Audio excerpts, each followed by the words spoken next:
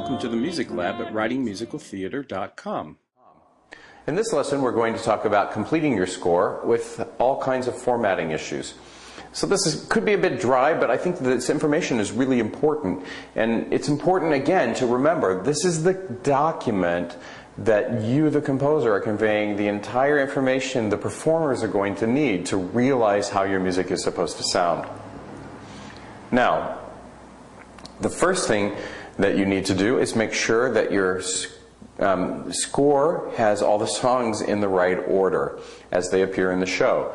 And that includes a reprise. If there's a reprise of a song, then it needs to have its own number, its own place in the score. Once the numbers are in order, then we need to number them. So the first song is number 1, and a lot of times people will put a 1 in front of the title. And then the second song is number 2, 3, 4, and 5, and so forth. So if the first song is reprised, and it follows song 10, then 11 will be first song, parenthesis, reprise. So we want to be able to be sure that nobody has to flip back into the score and say, oh yeah, it's that song again, and flip back and find it. Again, for a reading, as I've said in previous lessons, we're trying to create the clearest document that we can to move throughout the show. And even in production, reprises have their own numbers assigned to them. If you know you have incidental music and you have it already written, put it in there, and it can get its own number also. So if number 7 might be incidental music or underscoring or something, if you know that already. If you don't know it, don't worry, because as I said in the last lesson, you can number incidental music with the previous score number, say it's 7, and then A. So we know it follows the number 7. Each of those cues then will be numbered. So your musical will be a series of numbered songs, and those songs are going to go onto your title page eventually with their numbers. So page numbering, if you're using a notation software, a lot of times your notation software will already number pages 1 to 10 or 1 to 5 or however many pages you have. A lot of times you can put the cue number first. So you have cue number dash page number. If your score is being assembled for the first time, this is probably a good way to go.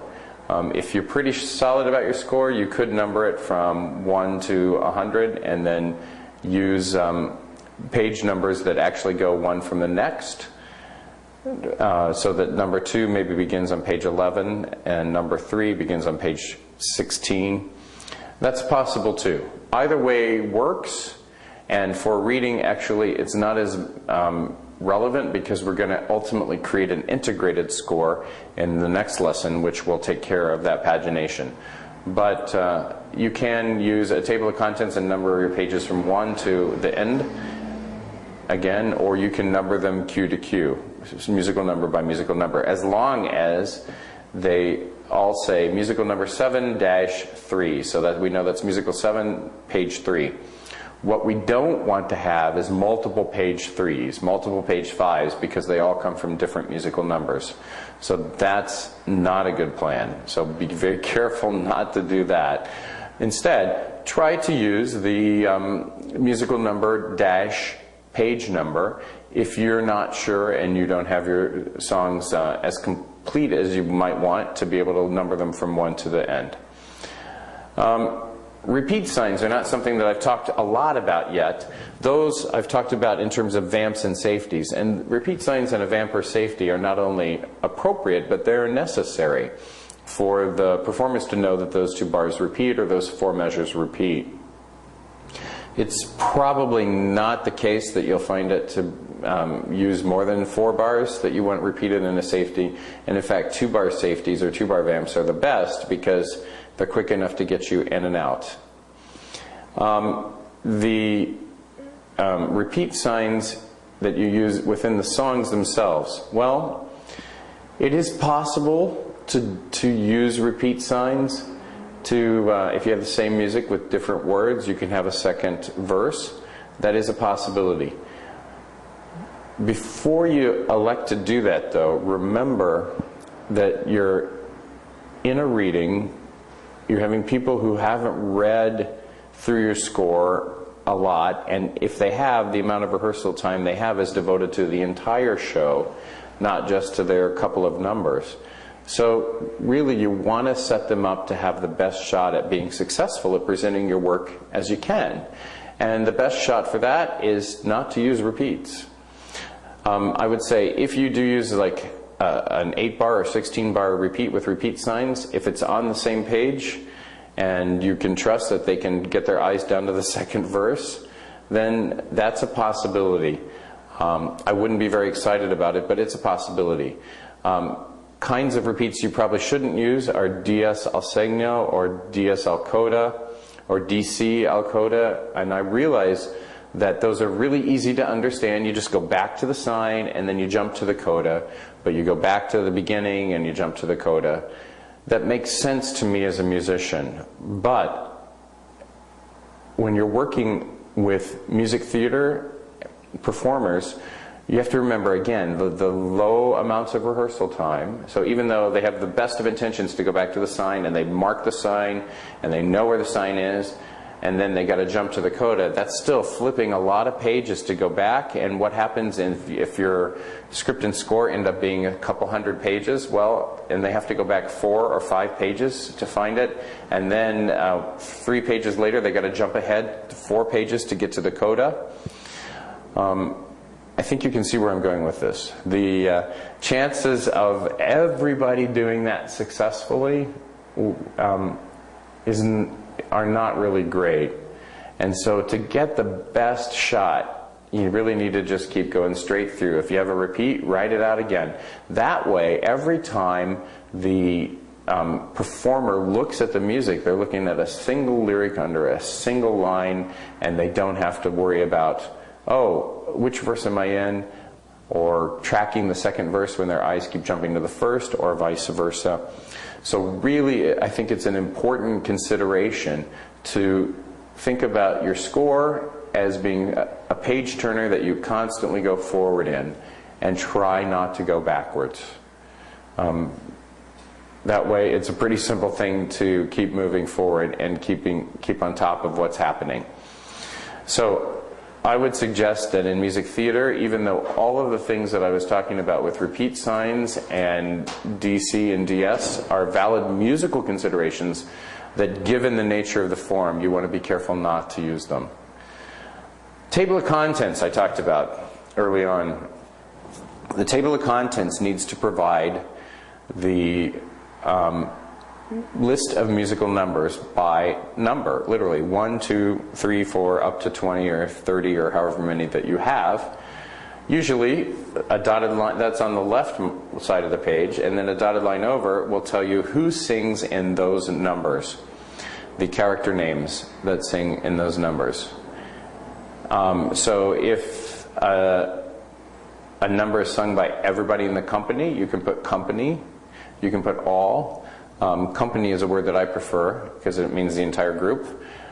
If there are soloists and then the entire ensemble sings, you can also write the names of the soloist, Kelly and Steve, and then and company. Or you can, if it's a bunch of people together in a quintet, then maybe you need to write 5 names, you know, Kelly, Ann, Frank, Steve, Tom. And they're all 5 there listed. That's really helpful for everybody involved. Everybody can refer to this page to find out who's in which numbers. So be careful to not forget that one person sings a little section of a number, because the rehearsal plan is going to be made based on the information that you provide on this page. So it is really important to be sure that it's accurate.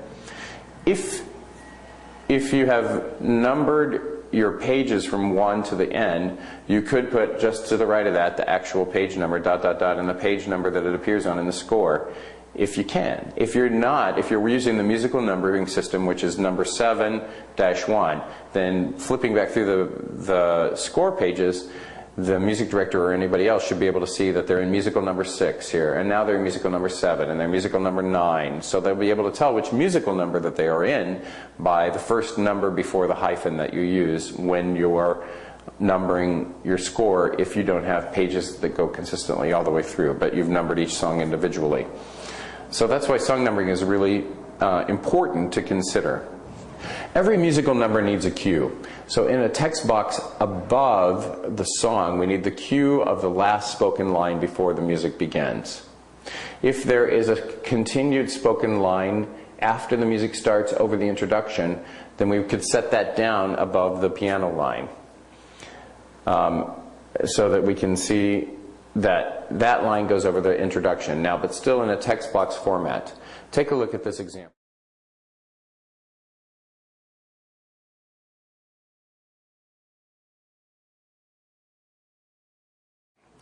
We also need to make the cues for the vamps and safeties as clear as possible, with the dialogue, cue to continue if it need be, and who the speaker is and what they say. It's important to know who the speaker is as well as what they say, so that we're not just listening for what is said, but we're listening for who says it as a music director. Also, in terms of formatting the score, there's a lot of information on the page. There's a couple of different ways of formatting character names. One I spoke about in an earlier lesson.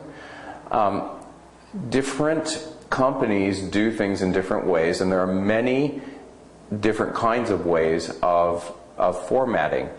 And so I want to touch a little bit on the formatting of each song again, as I was talking to you earlier about formatting and knowing who the staffs are. That is one possibility. Another possibility is to just start with a piano introduction, and then every time there's a musical entrance, to have the character name in a box over the staff indicating who sings on that staff. And then if that were the case, then there wouldn't be any initials or letters off to the left side of the page.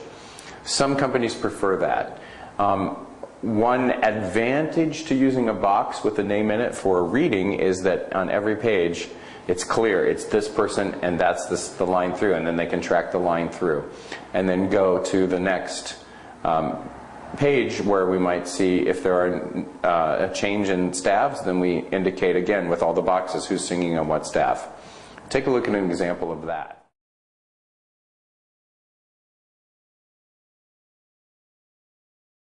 Additionally, when I was talking about using chord symbols to help you get started with your lead sheet toward harmonization, it is very helpful to include chord symbols in your final score. So what would happen is that would go over the grand staff of the piano music. We have the chord symbol above and the notation that you've selected down below. Now, if you've done substitutions, as we spoke about in harmonizing a melody and creating a piano accompaniment in the earlier lesson, then you might need to alter the chord symbol to reflect the chord that's actually played. There's a couple of reasons for this. On the one hand, you might not see that regularly in music theater scores that are published, because those are notated and completed based on a production that already came and went, the initial Broadway run. While yours has not yet had that initial Broadway run, then we need to do what we can to prepare for circumstances that might come up during the rehearsal process.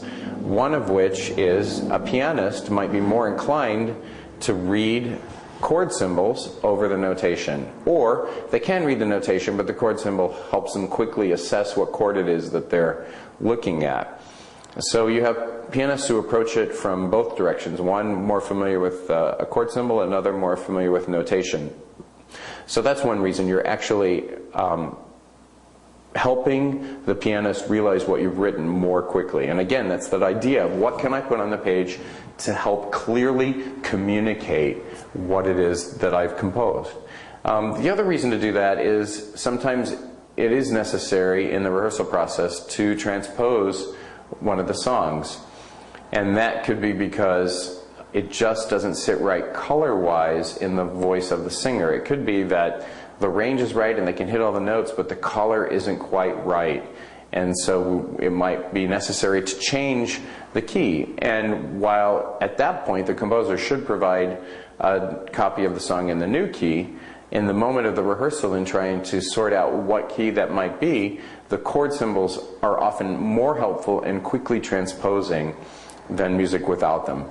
So you can see, oh, if this is an E flat chord and we want to go up a step, then we should play F. That's a G chord, so we've got to play A. So that's a quicker way of getting a sense of where's a good key for the singer, so that then the music director can report back to the composer, oh, I think we need to change the key. Can you print me a copy that goes up a step? Which, if your score is entered in a notational software program, should be quickly possible for you to do. Another advantage for notational software over the handwritten choice that I had spoken about in an earlier lesson. So, things to think about. Again, the idea is to create the most useful document for communicating your ideas to the people in rehearsal, to the performers in rehearsal, so that the reading can be the best representation of your work that it possibly can be. So, as you're putting your score in order, let's take a look at the beginning of the score. The title page should have the title on it. The title page should also list all of the writers, so book by, lyrics by, music by. And toward the bottom, in smaller type, if you like, you can list the copyright, date, and copyright by the authors as you wish. That's actually the only place that you really need to put it for the show. It doesn't need to appear on every page of the score.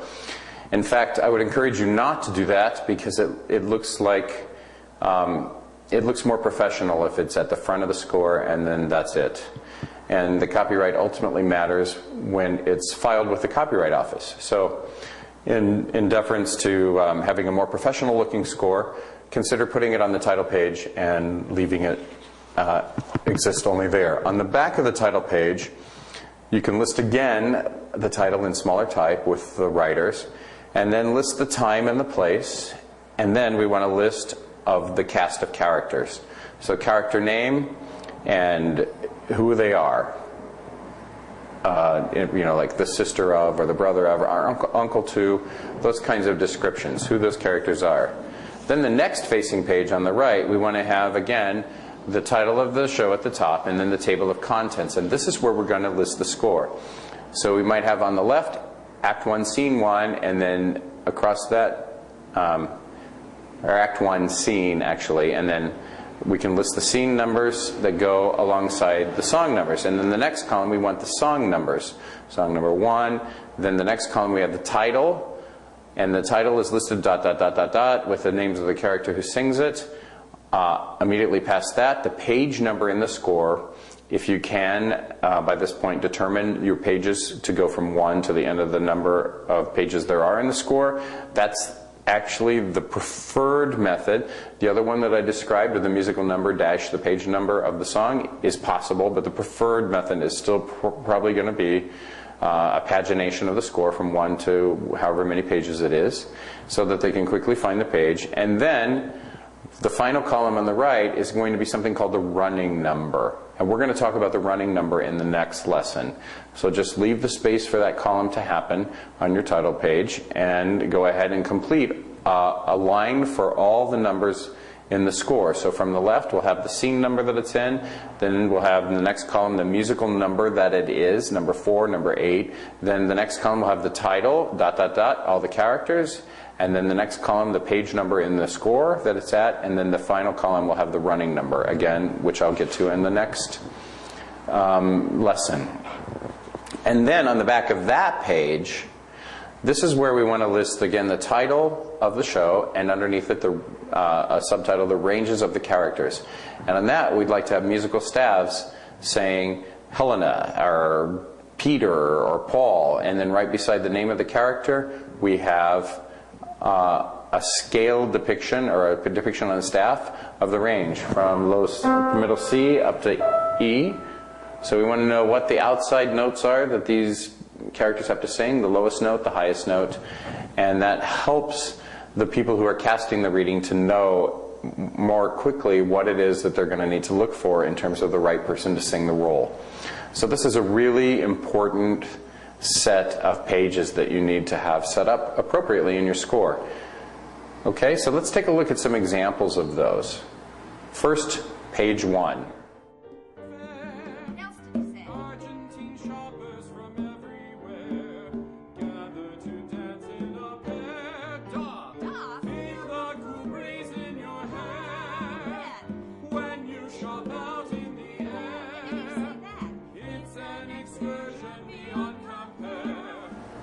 And now, page 2. So notice again the back of this, we have the title, we have the authors listed again, and then we have the time and the place, and a cast of characters. I'm planning to move against her tonight. Can I count on your help? I'll let you know tonight, comrade. Conrad? Yes, Victor. What do you want with the gold? What I want with the gold is none of your concern. But the way I see it, you have no choice. I'll settle for half. And now, page 3. Again, look at all of the columns that we have across the page. That Act 1, and then the scenes, and then we'll have another separation of a little space lower down, and then Act 2, all the scenes, all the musical numbers listed. Then in the next column we have the titles, ... character names, and then the next column after that, the page number in the score, and then the final column we have the running number. Victor's up to something. A wide variety of apples, a host of berries, and grapes galore. What do we do? Dance alone, I'm going back in. I work for a small firm you may have heard of, the KGB. So tell me the truth. You are CIA? What? And now, page 4. So the back of that page, we have the name of the show, the ranges of the characters, and then all the ranges listed in musical notation. Clever man. Don't lie to me. You're a dangerous man. No, I work on the Skyway, and it's a stressful job and dangerous too. I just love dancing with dangerous men. Yes, but you will have your gold. So we understand each other.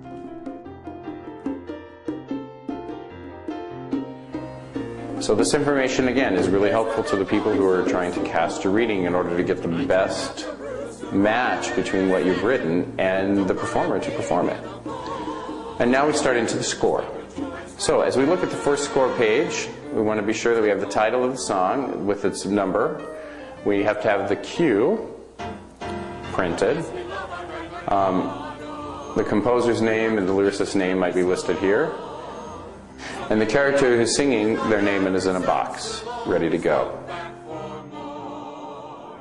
There's mountain bears and avocados, and crates of melons large and small. You never know what's waiting here in the market square in the sunlight. Order all day in bed when on Cyrus, like a delight in Argentine. And if you follow this formatting throughout the rest of your score, you should be ready to go. In my newfound Broadway show, I'll sing and sing and sing. Yes, I know. With my handyman, I'll win awards right and left. No awards, fairy tales, all this curse. Shakespeare gives me all my words. Not his words. This guy gives me a brand new song. Fairy tale handyman with me. Mr. Sondheim, would you